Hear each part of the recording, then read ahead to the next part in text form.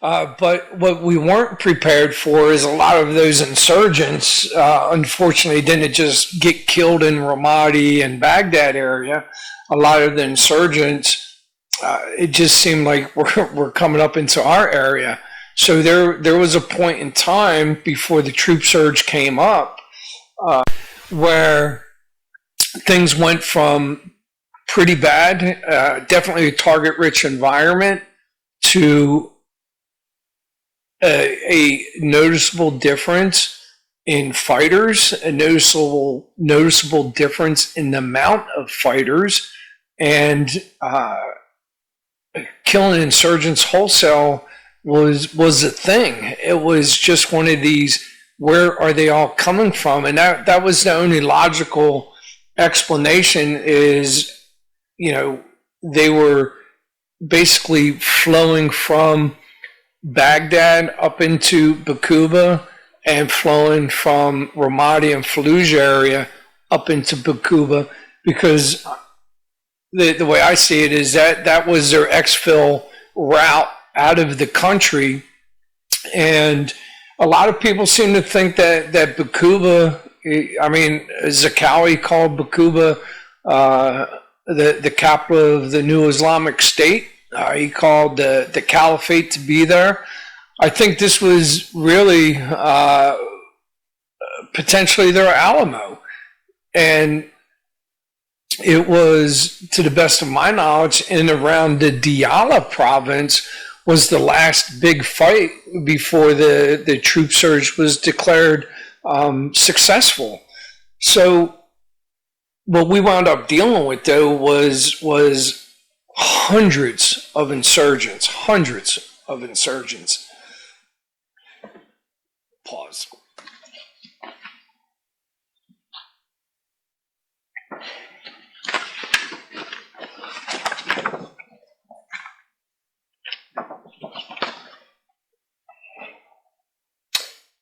So I have some stats from our battalion executive summary that in November there were 40 insurgents killed. December there were 60 insurgents killed. In January there were 59 insurgents killed. And in February there were 99 insurgents reported killed in action.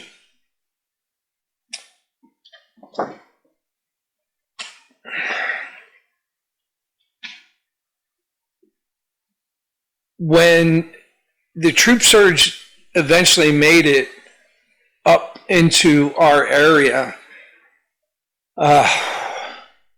it was a sight for sore eyes, man. We were so relieved to see those strikers come in. And it was the 520, 5th Battalion, 20th Infantry Regiment, 2nd Infantry Division out of Fort Lewis, Alpha Company, which was Attack Company, and Bravo Company, which was Battle Company. They came into sector, and there was a Bronco troop as well that came into sector, and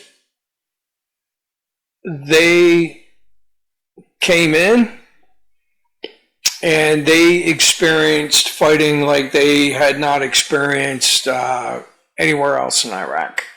The casualties, the viciousness of, and the level and intensity of these attacks, they certainly were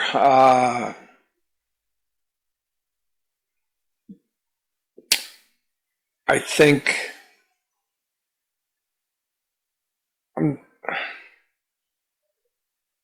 when they rolled into sector, the enemy was ready and willing and able, and they let it be known. They got 520's attention really quick. They got their attention real quick, man. And these these guys told me, they shared with me, they said, hey, man, when we were coming up in here, we didn't know what we were getting into, but of course, you sit there and your mind thinks about worst case scenario, and actually, our minds could not have fathomed what you guys have been dealing with up in this area, and it didn't take much for them to understand what we were up against in Baritz, Tahrir, Bakuba. You walk into our combat outpost and you got pictures of soldier after soldier after soldier after soldier who has been killed for this piece of terrain. It kind of gets your attention real quick. You walk into our battalion headquarters and you see pictures of all of our fallen soldiers, or you walk by that wall near our brigade headquarters with all those soldiers during that deployment that have been killed thus far. It's a humbling experience, and it certainly gets your attention quick. And between that and again, just the tenacity of the enemy and the sizes of the IEDs that were just ripping strikers apart, the direct fire engagements. That was just an everyday thing. But again, it was one of those things that, you know what, now that they're here and we're here, 520 was originally attached to 112.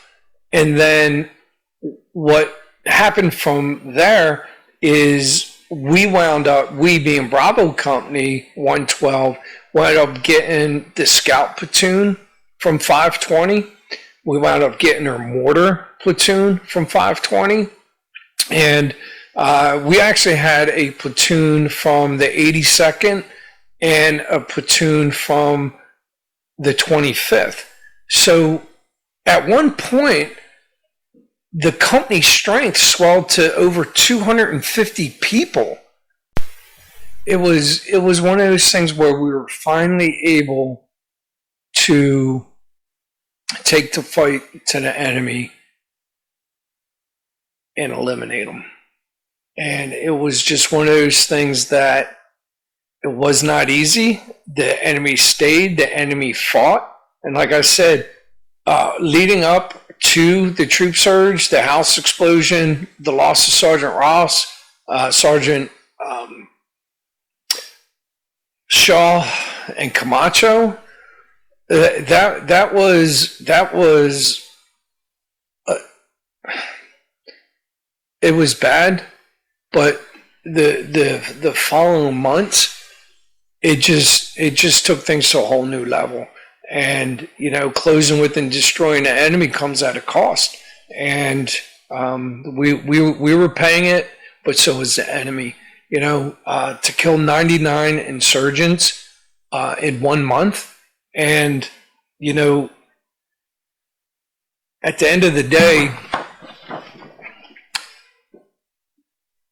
the average monthly total for insurgents killed was 39.8. But in February, it was the high again at 99. In March, there were 25 insurgents killed. April, 43. May, 0. And in June, 84. That's 84 enemy killed in action by one battalion. 84 enemy killed in action. July, there was 2. August, there was 26. For a total of 438 enemy killed in action.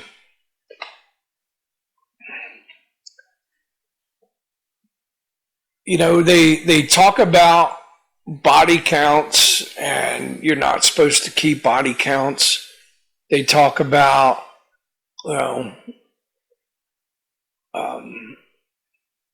you don't judge victory by body counts, but it sure makes you feel good knowing that you're giving it to them tenfold.